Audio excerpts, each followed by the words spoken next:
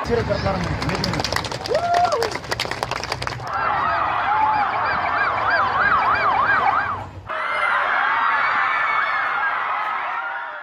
man, the new president of Indonesia is amazing. He's an extraordinary. Invited me to East Timor. I would also like to congratulate President-elect Prabowo Subianto. Halo Sobat Nawikrama TV, pasca kemerdekaan Timor Leste di 2002 negara tersebut berhasrat memperbaiki kehidupan sosial yang lebih baik daripada sewaktu menjadi bagian dari Indonesia. Kata merdeka di sini menegaskan bahwa Timor Leste baru saja terlepas dari cengkraman negara penjajah, yang tentu saja dalam hal ini, negara penjajah yang dimaksud adalah Indonesia. Tanpa berpikir panjang, Timor Leste dengan kepercayaan dirinya menargetkan kemajuannya, seperti kemajuan negara di Timur Tengah, yaitu Dubai.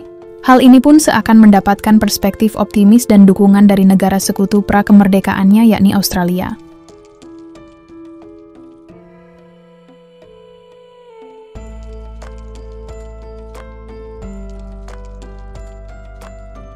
(30 Agustus 1999), referendum yang disponsori oleh Perserikatan Bangsa-Bangsa, rakyat Timor Timur telah mengambil jalannya sendiri. Namun jika kita melihatnya dari kacamata regional, sebenarnya dari konspirasi merdekanya Timor Leste, negara yang ditargetkan Barat dan Australia adalah Indonesia, karena Indonesia adalah penghalang besar baginya untuk mengeksploitasi sumber daya alam di pantai lepas Timor Timur.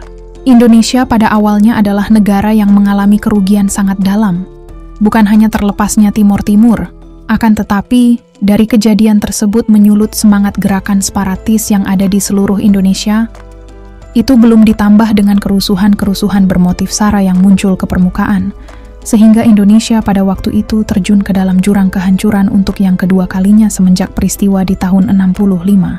Sampai-sampai keadaan carut-marut saat itu membuat para investor mengamankan dolarnya keluar dari Indonesia, yang membuat nilai tukar rupiah tidak dapat segera pulih. Setelah dihantam badai krisis Asia, suka tidak suka percaya atau tidak lepasnya Timor Leste telah menggores luka yang dalam pada kedaulatan negara Indonesia. Untuk itu, setelah pasca kemerdekaan Timor Leste, Indonesia segera move on tanpa melihat ke belakang. Indonesia tidak ingin sedikit pun mengungkit kembali luka lama, sebuah pengkhianatan, apalagi dilakukan oleh rakyatnya yang sempat diberi perhatian lebih.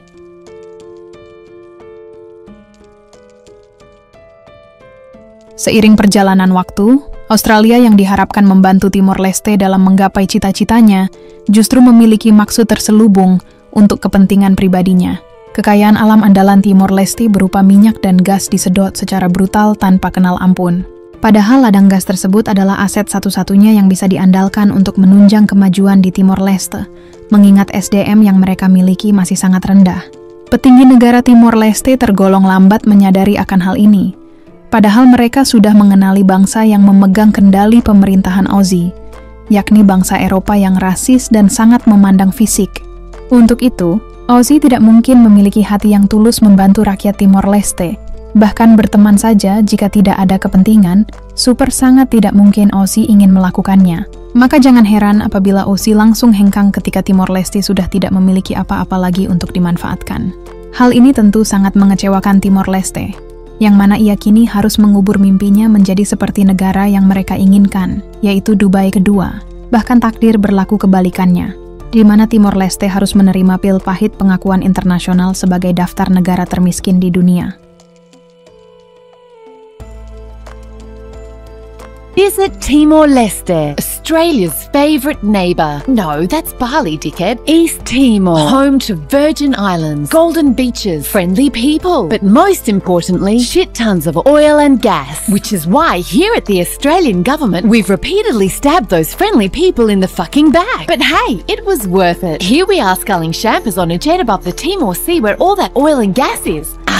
Good times. Sadly, this lucrative fuckfest was threatened when Timor finally won its independence. It was the youngest and poorest nation in Asia, so of course we helped them out. Nah, just kidding. We stabbed them in the back again by forcing their impoverished asses to sign a treaty that let us keep looting their oil and gas. how did we get such a good deal? By bugging their government officers during the negotiations. Lol. The only reason you know this is because one of our spies, who we'll call Witness K, blew the whistle after learning that the big sack of shit who ordered the bugging went on to score a lucrative consultancy with the same pricks who have the license over those oil fields. Of course, we immediately prosecuted the criminals. Not them, silly. Witness K and his lawyer. Right now, we're pushing to try them in a secret court. Because national security, which is our way of saying that we'd rather you'd never learned how we conspired to defraud Timor, an offence under the ACT's criminal code, or that we were using ACIS for corporate espionage instead of stopping terrorists, around the very time that terrorists bombed our embassy in Jakarta. Whoops. And we'd especially like you not to learn how we cheated a country just emerging from a brutal occupation with one of the world's highest rates of infant mortality, malnutrition and preventable disease, and deprive them of billions in revenue from their own resources, which is fuck tons more than what we give Timor in foreign aid. So when you think about it, Timor's sick kids are Australia's largest donor. Aw, thanks little guys. What's that? At least you got cheaper gas. Aw, sweetheart. Did we not mention that Timor's gas is shipped straight to Japan, where it's sold for 40% less than what you pay for it? So to recap our foreign policy, you pay for the exploration, investment and spying. These sick bags get rich. You get shafted on prices. Brown kids die of diarrhea. And anyone who exposes this shit fuckery gets tried in a secret court. Any questions?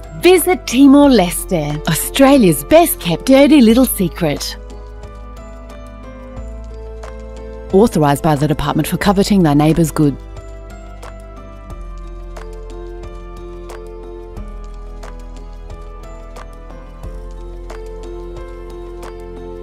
Di tengah keputusasaan, Timor-Leste tidak memiliki pilihan yang lebih menjanjikan daripada merajut hubungan baik dengan Indonesia. Karena letak geografisnya yang sendirian dan terjepit dua negara penguasa di kawasan sangat tidak memungkinkannya untuk berkembang lebih jauh. Timor-Leste juga tidak dapat menampilkan bahwa hanya Indonesia lah harapan nyata yang dapat membantunya untuk saat ini. Walaupun pada hakikatnya Indonesia sudah terlanjur sakit hati oleh pengkhianatan, namun Indonesia tidak menutup diri dan menerima kerjasama dengan Timor-Leste.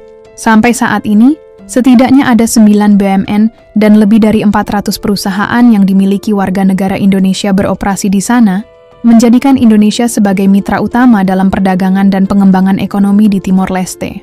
Di bidang sosial budaya, kedua negara sepakat untuk meningkatkan kerjasama di bidang pendidikan serta pembangunan kapasitas. Maka itu jangan heran apabila kita melihat pembangunan berbagai macam fasilitas negara seperti perkantoran, jembatan, bahkan bandara yang dikerjakan oleh perusahaan BUMN Indonesia. Namun kita juga jangan salah sangka terhadap pembangunan tersebut. Karena dalam menyambut Indonesia maju di masa depan, kita membutuhkan dukungan oleh negara-negara di sekitar, termasuk Timor-Leste, agar menguatkan posisi Indonesia dalam geopolitik di kawasan. Tentunya ada batasan negara kita dalam bekerja sama dengan negara mantan tersebut, dan Indonesia tidak membantunya lebih dari provinsi yang ada di pangkuan Ibu Pertiwi, serta memberi dinding pemisah yang jelas antar masyarakat, agar mereka tidak leluasa memasuki apalagi berkarya di negara yang diberkahi ini. Sehingga Timor-Leste bisa menjadi negara tetangga yang tahu diri sekaligus sebagai negara percontohan. Sekian dulu video dari kami, jika ada yang ingin ditambahkan silahkan tulis di kolom komentar. Terima kasih, dan sampai jumpa di video dan informasi menarik lainnya.